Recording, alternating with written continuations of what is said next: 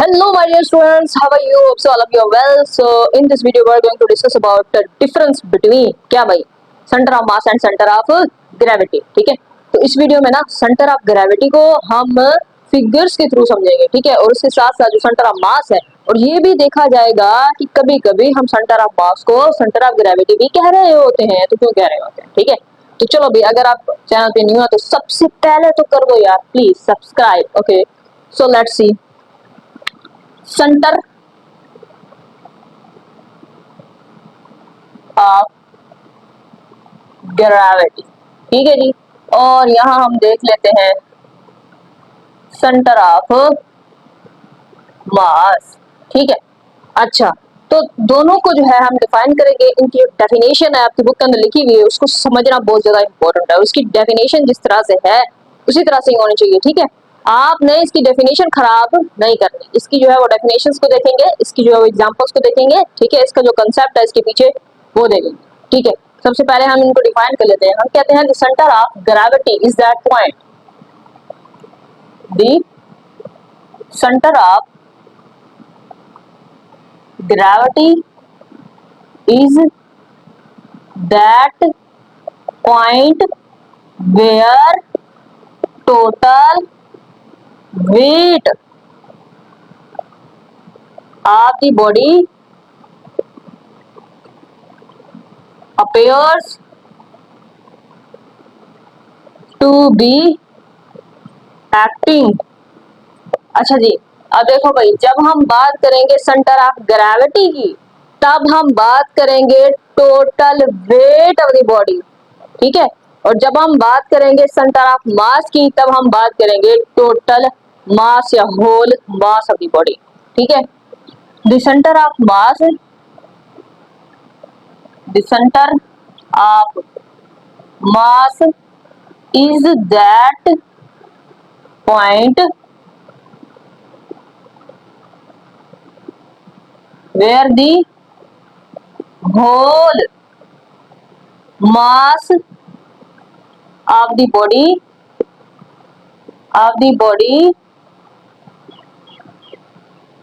assumed to be concentrated.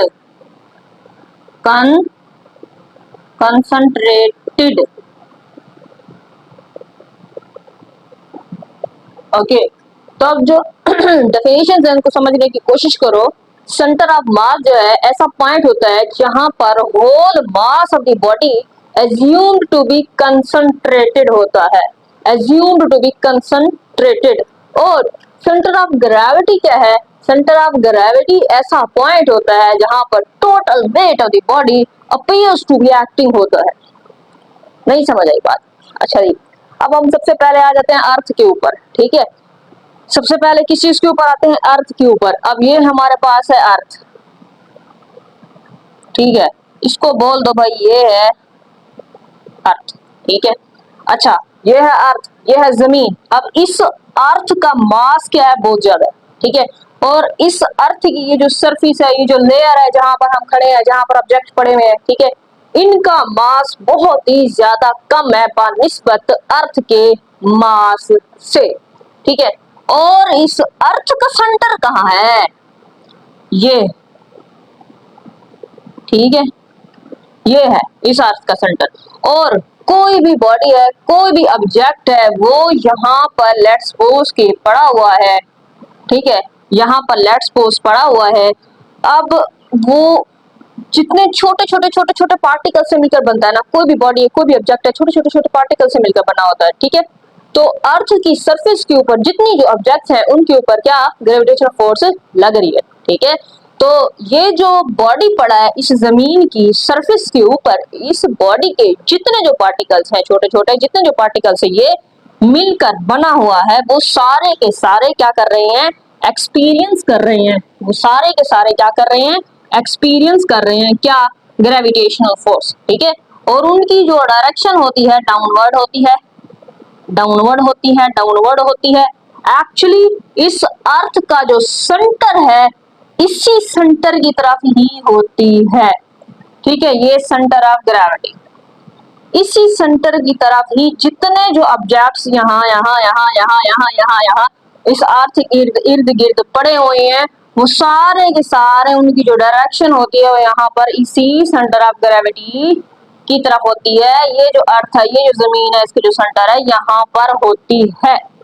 अब इसको मैं यहाँ पर बड़ा कर देती हूँ इस तरह से कि कोई बॉडी है, कोई पत्थर है, कुछ भी है, कोई इरेगुलर शेप की कोई भी बॉडी है जो कि छोटे छोटे छोटे छोटे छोटे छोटे छोटे छोटे छोटे छोटे छोटे पार्टिकल से मिलकर बनी हुई है, ठीक है। और ये पार्टिकल्स जो हैं ये एक्सपीरियंस कर रहे हैं, ये एक्सपीरियंस कर रहे हैं क्या? ग्रेविटेशनल फोर्स, ठीक है। तो यहाँ पर आप कहोगे gravitational force, gravitational force acting on various particles, ठीक है। तो ये ग्रेविटेशनल फोर्स को एक्सपीरियंस कर रहे हैं, और वो ये जो ग्रेविटेशनल फोर्स है वो कौन सी है? mg। कौन सी है? mg। हर पार्टिकल का मास अपना अपना है, हर पार्टिकल के ऊपर फोर्स एक्सपीरियंस कर रहे हैं। कौन सी फोर्स लग रही है? ग्रेविटेशनल फोर्स, वो होती है mg। और सबकी जो डायरेक्शन है वो डाउनवर्ड होती है, क्योंकि ग्रेविटेशनल फोर्स जो लगती है उसकी जो डायरेक्शन होती है वो डाउनवर्ड होती है, ठीक है। और हम यूं कहते हैं कि ऑलमोस्ट ऑलमोस्ट केसेस में जो ग्रेविटेशनल फील्ड है वो यूनिफॉर्म होती है, ठीक है। क्योंकि बॉडीज जो होती हैं उनका जो ऑब्जेक्ट होता है बहुत ही छोटा होता है, कम होता है सेंटर इसके जमीन के मास से, ठीक है। और क्योंकि इसके अर्थ की सरफेस पे ही पड़े होते हैं, इसीलिए हम इसको जो कहते हैं ग्रेविटेशनल फील्ड है वो यहाँ पर यूनिफॉर्म होती है। अदरवाइज ये डिपेंड कर रहा होता है कि ऑब्जेक्ट कितना इस अर्थ से दूर जा रहा है या कितना इस ऑब्जेक्ट के कितना ये ऑब्जेक्ट इस अर्थ के करीब आ रहा है, ठीक है, तब वो चेंज होती रहती है, ठीक है। और ये पॉइंट आता है कि जो लेट्स सपोज के देखें सेंटर ऑफ मास है और सेंटर ऑफ ग्रेविटी है। हमारे पास कोई प्लेट है, ठीक है, राउंड प्लेट, ठीक है। मैं यहाँ पर फॉर एग्जांपल ले रही हूँ राउंड प्लेट। अब ये जो राउंड प्लेट है ये इस तरह से होती है, ठीक है जी, ओके, जिसमें हम राइस खाते हैं, राउंड प्लेट। अब ये राउंड प्लेट है, इसका जो सेंटर ऑफ ग्रेविटी है वो ये है जी, ये इसका सेंटर ऑफ ग्रेविटी है। और हम ये भी कह सकते हैं कि ये जो है सेंटर ऑफ ग्रेविटी भी हो सकता है, सेंटर ऑफ मास भी हो सकता है, ठीक है। ये क्या है? सेंटर ऑफ मास है, ठीक है। ये सेंटर ऑफ मास भी हो सकता है, सेंटर ऑफ ग्रेविटी भी हो सकता है। हाँ, तब हो सकता है अगर ग्रेविटेशन फील्ड क्या है? यूनिफॉर्म है, ठीक है। अगर ग्रेविटेशन फील्ड यूनिफॉर्म है तब हम सेंटर ऑफ मास को सेंटर ऑफ ग्रेविटी कहेंगे, ठीक है। अगर ग्रेविटेशन फील्ड क्या होगी? यूनिफॉर्म होगी, तो इस केस में, ठीक है, कि सेंटर ऑफ मास और सेंटर ऑफ ग्रेविटी एक हो जाता है जब ग्रेविटेशन फील्ड यूनिफॉर्म होती है। ये पॉइंट था जी। और इसके अलावा हम ये पॉइंट है कि सेंटर ऑफ ग्रेविटी जो है इनसाइड ऑफ द बॉडी भी हो सकता है, आउटसाइड ऑफ द बॉडी भी हो सकता है, ठीक है। ये डिपेंड करता है बॉडी के पोस्चर के ऊपर, बॉडी की शेप के ऊपर, ठीक है। बॉडी किस तरह से पड़ा हुआ है, ठीक है, उसका पोस्चर क्या है, तो ये डिपेंड कर रहा होता है। तो centre of gravity inside of the body हो सकता है, आउटसाइड ऑफ द बॉडी हो सकता है। एक बाउल है, उसका सेंटर ऑफ ग्रेविटी क्या होता है? इस तरह से ऊपर की जानिब हम दिखाते हैं, आउटसाइड ऑफ द बॉडी होता है, ठीक है। ये चीज है। अच्छा, अब हम देख लेते हैं एग्जांपल्स के थ्रू। अब ये तो आपने बताया है कि ये जो mg फोर्स एक्सपीरियंस कर रहे हैं पार्टिकल्स, ठीक है। अब ये जो फोर्सेस, जितनी ज्यादा जो फोर्सेस है ना, ये सारी की सारी क्या लग रही है? फोर्सेस है। अब इन फोर्सेस का जो मजमुआ होता है उसे हम कहेंगे नेट फोर्स, यानी सारी इन फोर्सेस को जमा कर दो, नेट फोर्स, ठीक है। नेट फोर्स या रिजल्टेंट फोर्स। इसकी जो रिजल्टेंट फोर्स है वो कैसे होगी भाई? इसकी जो रिजल्टेंट फोर्स है उसको हम इस तरह से शो करेंगे कि वो ये है, इस तरह से, ये सेंटर ऑफ ग्रेविटी, ठीक है। ये इस तरह से क्या है? फिगर इसकी क्या है? ये ग्रेविटेशनल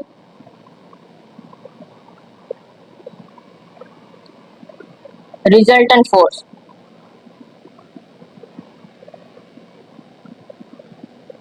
ठीक है। ये क्या है जी? ग्रेविटेशनल रिजल्टेंट फोर्स है। अच्छा, तो अब हम यूं लिखेंगे जो ये जो ग्रेविटेशनल रिजल्टेंट फोर्स है,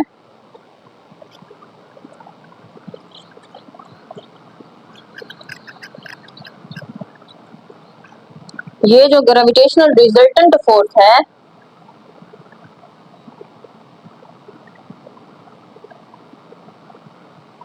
ये किस चीज के इक्वल होती है, ठीक है जी। अच्छा, ये जो है, अब देखो, ये जो है mg, ये ग्रेविटेशनल फोर्स है, इसके ऊपर भी यही लग रही है, इसके ऊपर भी, इसके ऊपर भी, इसके ऊपर भी, हर पार्टिकल के ऊपर लग रही है। इसीलिए हम क्या कर देंगे, इसका सम ले लेंगे, सम इन सब का मजमुआ, ठीक है। इन सब को एक साथ ले रहे हैं, इन सब का क्या मजमुआ, इसका क्या मतलब है, सम इन ऑल फोर्स, इसका क्या सम जो कि डाउनवर्ड इनकी डायरेक्शन है, सेम फोर्स ये एक्सपीरियंस कर रहे हैं, ग्रेविटेशनल फोर्स mg, और ये पैरेलल हैं। सो हम इनको क्या कर रहे हैं, इकट्ठा कर रहे हैं, सारी की सारी फोर्सेस को इकट्ठा कर रहे हैं। तो इसलिए हम क्या करेंगे, यहाँ पर सम यूज कर देंगे, सम, यानी इसका मतलब है हर पार्टिकल के ऊपर लगने वाली फोर्स, ग्रेविटेशनल फोर्स, ठीक है। और यही जो है इक्वल टू हो जाती है किस चीज के, रिजल्टेंट फोर्स के, ठीक है। तो इन सारी फोर्सेस का जो सम होता है, मजमुआ होता है, वो इक्वल टू होता है रिजल्टेंट फोर्स को, ठीक है, या नेट फोर्स या रिजल्टेंट फोर्स। अब दूसरी बात ये करनी है कि ये जितनी जो फोर्स लग रही है, जितनी जो फोर्सेस का मजमुआ है, सम है, ये हर पार्टिकल एक्सपीरियंस कर रहा है, ये इज इक्वल टू होती है वेट ऑफ द बॉडी, ठीक है, वेट ऑफ द बॉडी। अब तो हम W इज इक्वल टू, हम यहाँ पर कैपिटल M लिखते हैं और G लिखते हैं, ठीक है। अब ये कैपिटल M क्यों लिखा है यहाँ पर, क्योंकि ये जो है हमारे पास छोटे छोटे छोटा स्मॉल, इसका अपना मास है, इसका अपना मास है, इसका अपना मास है, इसका अपना मास है, तो यानी सम है इन मासेस का, उसको हम इज इक्वल टू करते हैं कैपिटल M से, और ये होता है मास ऑफ द ऑब्जेक्ट, ठीक है। इसको, इस सम है ना, मजमुआ है तमाम मासेस का, उसको हम इज इक्वल टू करते होते हैं कैपिटल M से। इसीलिए यहाँ पर हमने कहा है कि ये जितनी जो फोर्सेस इस बॉडी के पार्टिकल्स को लग रही हैं, एक्सपीरियंस कर रहा है ये बॉडी, ठीक है, वो सारा का सारा इज इक्वल टू होता है वेट ऑफ द बॉडी, सारा का सारा इज इक्वल टू होता है वेट ऑफ द बॉडी, ठीक है। पहले हमने रिजल्टेंट फोर्स को इज इक्वल टू किया सम ऑफ ग्रेविटेशनल फोर्सेस, उसके बाद हमने कहा सम ऑफ ग्रेविटेशनल फोर्सेस जो है वो इज इक्वल टू होता है वेट ऑफ द बॉडी, ठीक है, यस। क्योंकि जब हम ग्रेविटेशन सेंटर ऑफ ग्रेविटी की बात करते हैं, तब हम total weight of the body की बात करते हैं, ठीक है। अच्छा, तो अब हम यहाँ पर देख लेते हैं कि कुछ रेगुलर शेप्स के ऑब्जेक्ट्स होते हैं, कुछ इर्रेगुलर शेप्स के ऑब्जेक्ट्स होते हैं, उनमें सेंटर ऑफ ग्रेविटी किस तरह से पाया जाता है। एग्जांपल्स के तौर पर जिस तरह से स्क्वायर है, रेक्टेंगल है, ट्रायंगल है, सिलेंडर है, राउंड प्लेट है, स्फीयर है, ठीक है, इनमें हम देखते हैं कि किस तरह से होता है सेंटर ऑफ ग्रेविटी, फिगर्स के थ्रू हम देखते हैं। अच्छा, यहाँ पर मैं लिख रही हूँ, क्या मसला है अच्छा जी, तो यहाँ पर मैं लिख रही हूँ स्क्वायर,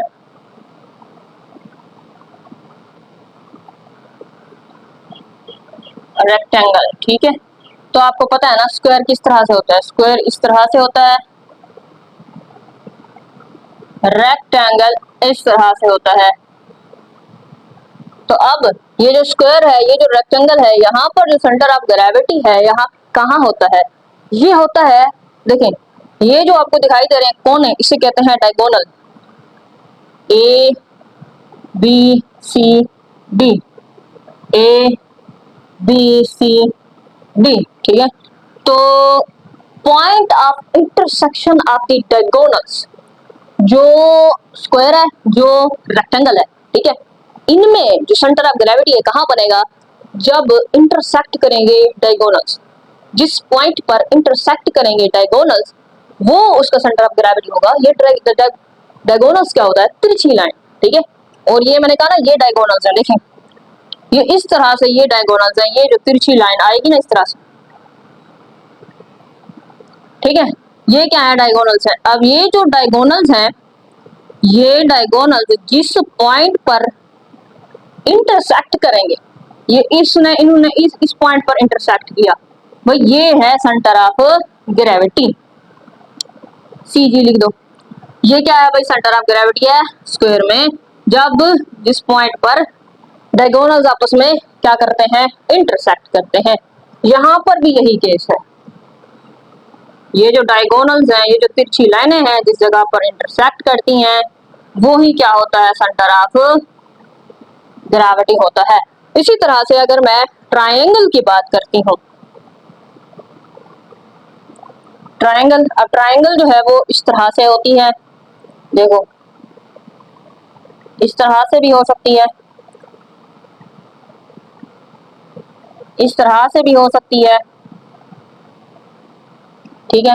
अब इसके भी मैं कहूंगी ए बी सी, ए बी सी, ठीक है, डायगोनल्स है। अब हमने डायगोनल्स नहीं, यहाँ पर हमने मीडियंस की बात करनी है। हमने कहा है ऐसा point, point of intersection of the medians, medians होता है दरमियानी लाइन।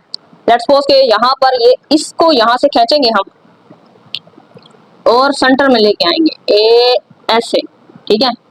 इसको आपने सेंटर में लेके आना है ऐसे, ये बनेगा मीडियंस। इसको अगर आप सेंटर में नहीं लेके आओगे तो इंटरसेक्ट नहीं करेंगे लाइंस, ठीक है। तो अब ये इंटरसेक्ट कर पाएंगी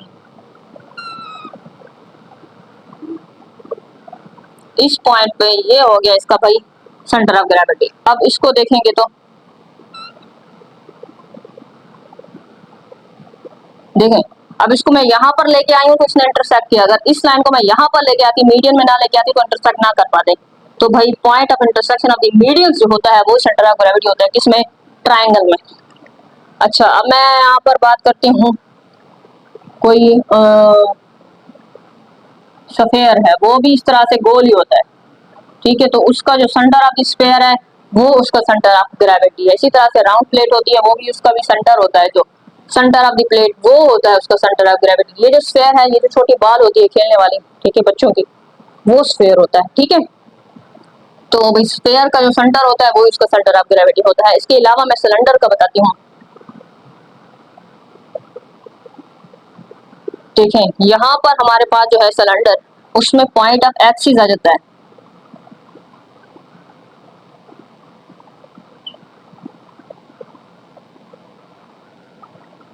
ठीक है।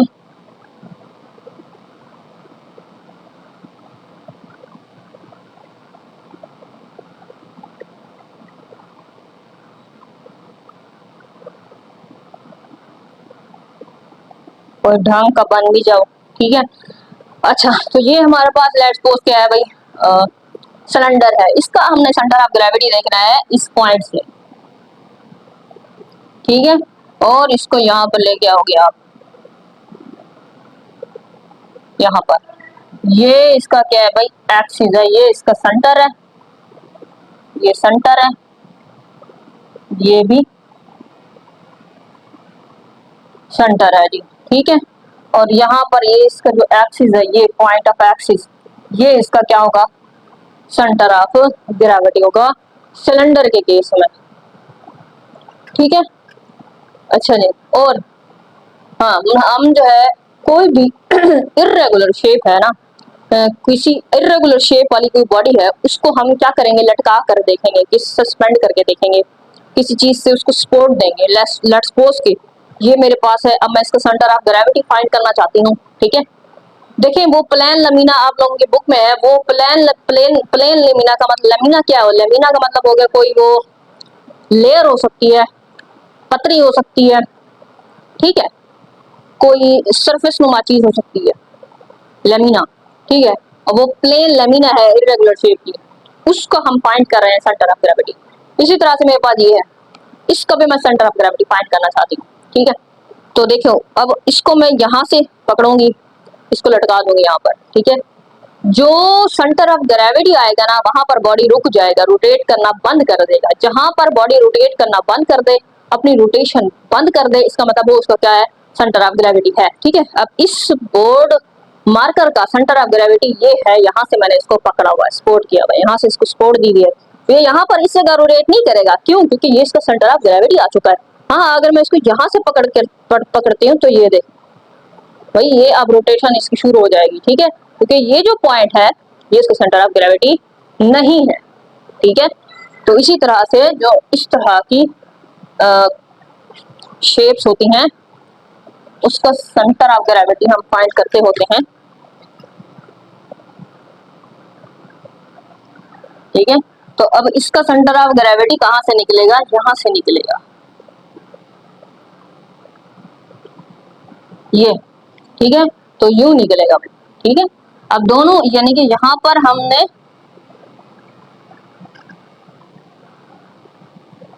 टू लाइंस जब इंटरसेक्ट करेंगी ना आपस में,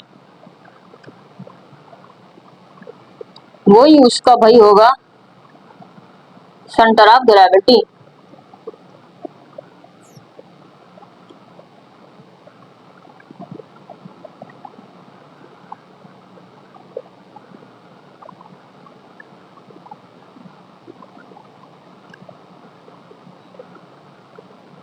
ये पॉइंट, ठीक है। ये जो पॉइंट्स हैं मतलब ये पॉइंट्स ऑफ सस्पेंशन है।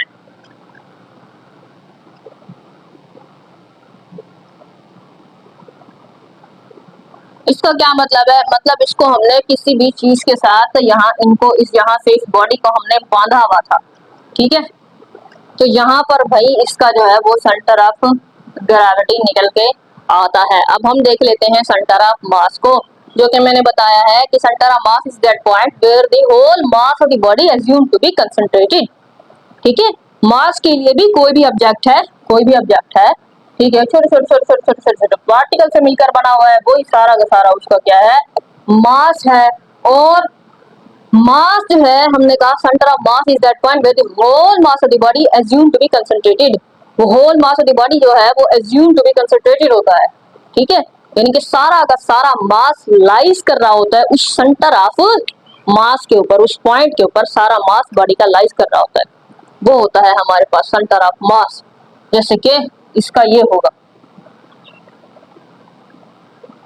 ठीक है। अगर ग्रेविटेशनल फील्ड जो है वो यूनिफॉर्म है तब हम कह सकते हैं हाँ सेंटर ऑफ ग्रेविटी, तो ये जो स्फीयर है इसका सेंटर ऑफ ग्रेविटी भी यही है और इसका सेंटर ऑफ मास भी यही है, अगर ग्रेविटेशनल फील्ड क्या है, यूनिफॉर्म है तो, ठीक है। तो अभी जो है हमने डिफाइन किया सेंटर ऑफ मास को, सेंटर ऑफ ग्रेविटी को, और एग्जांपल्स देखिए हमने, ठीक है, और वो इक्वेशन देखी हमने, ठीक है। सेंटर ऑफ मास है, इसकी भी हमने क्या कर दिया, एग्जांपल देखिए, इसका कंसेप्ट लिया हुआ है, ठीक है। तो होप सो आप लोगों को काफ़ी इंफॉर्मेशन मिल गई होगी। इंशाल्लाह नेक्स्ट वीडियो में मिलते हैं। वीडियो को लाइक नहीं किया तो कर दो, चैनल को सब्सक्राइब नहीं किया तो कर दो यार। अल्लाह हाफिज़।